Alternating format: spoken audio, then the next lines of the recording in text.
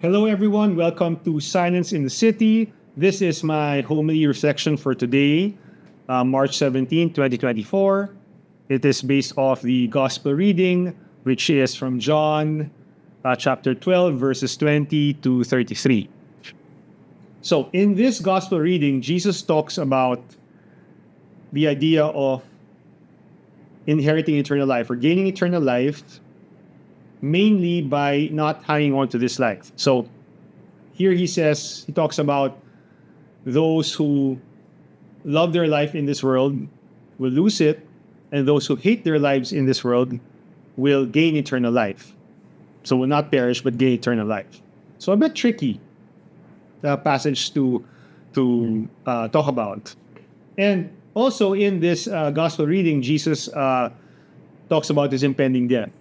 So he is a bit anxious. And I think that's normal, that's natural for anyone who is facing death on the horizon. So that's normal. So he's anxious about it. But he will accept his mission, he will accept his responsibility in that sense.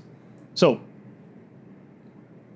the idea of dying and rising, okay, that's nothing new in a sense. It's not exclusively Christian. So that's been around long before Christianity.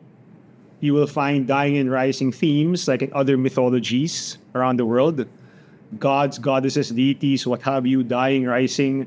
The idea of the phoenix also, getting burned up and then a new phoenix rising from the ashes. And you see it in nature. So when organisms die, they go back into the ground, they go back into the system, and that feeds into other organisms getting born or being born. So dying and rising, totally not a Christian thing by itself. So what's the difference with Jesus Christ? Like what sets the resurrection of Christ apart, which we will be celebrating in a few weeks or in a short while at Easter. So I think we have to distinguish two things. So the idea of Christian resurrection is not the same as being brought back to life. Okay, so it's not the same thing. So we have to distinguish resurrection from resuscitation. So Lazarus, for example, when Lazarus was brought back to life, he was not resurrected. He was simply brought back, or he was returned to this life. So he died again later on. So resurrection, in the Christian understanding, happens only once. Okay, it happens only once. And this is because resurrection is not being brought back to this life, but to the fullness of life. So it's a huge difference. So the fullness of life, resurrection, rising from the dead to the fullness of life, this is what the Christian faith refers to when it talks about eternal life. So the eternal life is a life that is lived in eternity, which means there are no bounds. So it's not the same. Eternal life is not the same thing as it's not simply life without end. Yeah. That's living forever. It's not the same thing. Eternal life means a life without bounds. Now, time is a boundary. Time is a boundary. So obviously, eternal life does not involve time. If it does not involve time, then it does not involve decay. Okay, it does not involve decay. It does not involve death, in a sense. Okay, so eternal life is a fullness of life. It doesn't involve time. It doesn't involve decay. It doesn't involve suffering, because suffering, in a sense, is a deprivation of fulfillment. So suffering here, not necessarily pain. So for example, there is some pain that's good. Like if you're in a workout, you're training, or you're playing a sport, you are in pain in a sense. If there's fatigue, there's let's say if it's a combat sport, which I love, combat sports. So there is pain, but it's not suffering. It's not the same thing. So an eternal life is devoid of suffering in the sense of any deprivation of fulfillment. So that's what eternal life is. So rising to eternal life means a resurrection means not going back to this life, because this life clearly is not true fulfillment, because we have suffering, and in this life we clearly, almost every day, experience some kind of deprivation of fulfillment. Our anxieties, our desperation, the things that weigh us down, our concerns, etc. So we have some lack of fulfillment that's always present in this life. Okay? So what Jesus is trying to teach here is that the gateway, inheriting eternal life, or the gateway to eternal life, is through being able to recognize that this life is not the true fulfillment, and therefore being able to let go of this life, not in the sense of throwing it away, no, but in the sense of not treating it as the end all and be all. Because if this life clearly is not true fulfillment, I wouldn't want to be resurrected, quote unquote, back into this life. It's kind of pointless why one died in the first place, like in a Christian viewpoint. So death in the Christian viewpoint is the doorway to that resurrection. So accepting this life, so it's about accepting this life as it is. I do my best to live this life. I do my best to alleviate suffering. So again, being a Christian doesn't mean I embrace suffering. Okay? Suffering comes as a result of actions I do in the world sometimes, and then I try to be the best person I can be in terms of following the Lord's path. Suffering comes as a result of that, and I do my best to endure it and to get through it and to make the most out of it.